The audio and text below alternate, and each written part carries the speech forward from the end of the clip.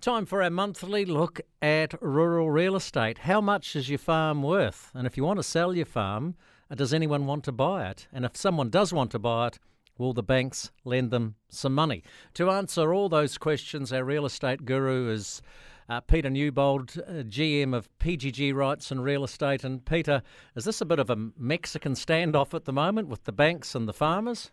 Yeah, look, it's really interesting. You know, when you look at all the returns the farmers are getting at the moment, which is sort of, we've never seen it so good. Yeah, it's a challenging space. Definitely sales are quiet. The banks have changed their rules.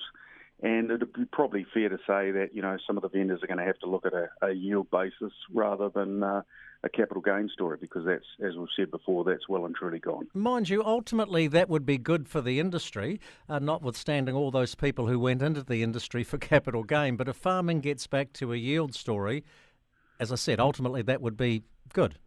Yeah, definitely. And I think, if you're looking ahead, I always think there's got to be something in it for the next man. So I think we're starting to see some of that now.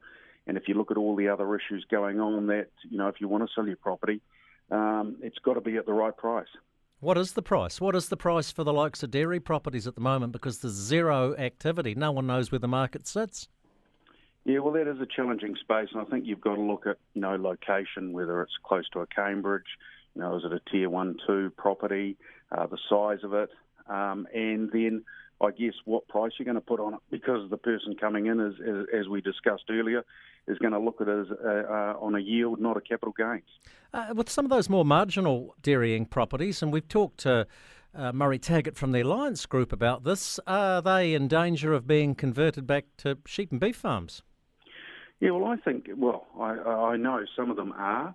And again, we've talked about a lot, but that land use story is just quietly moving forward, especially in some of those areas that are close to provincial towns or larger towns. So that will definitely happen as long as sheep and beef values stay where they are, which, at the moment it looks like that's the case, then there's good reason to do so. And let's include forestry into the conversation at this point as well. That's pushing things along, especially on the east coast of the North Island.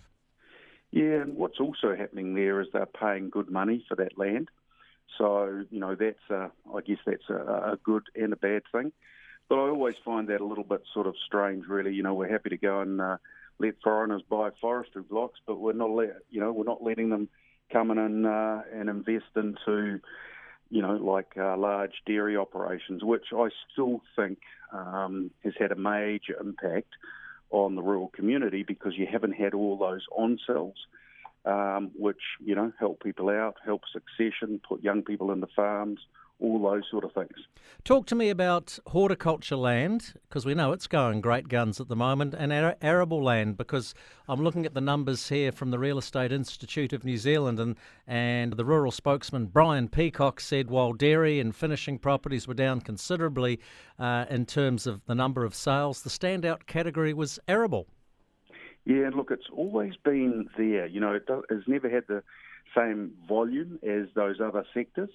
But yeah, it's just quietly going along. There's demand for it, especially in key areas. And if you then move to horticulture, with the returns that are being, achieved at the moment, that area is just moving along. I guess the big thing there is, has it capped out? No one's really too sure yet. And I guess a lot of that will come down to funding and the like. But yeah, horticulture is strong. And we're seeing that right through the country. Peter Newbold from PGG Wrightson, thanks for your monthly update. We'll catch you one more time before Christmas. Looking forward to it. Yeah, thanks, Jamie, and you have a good day.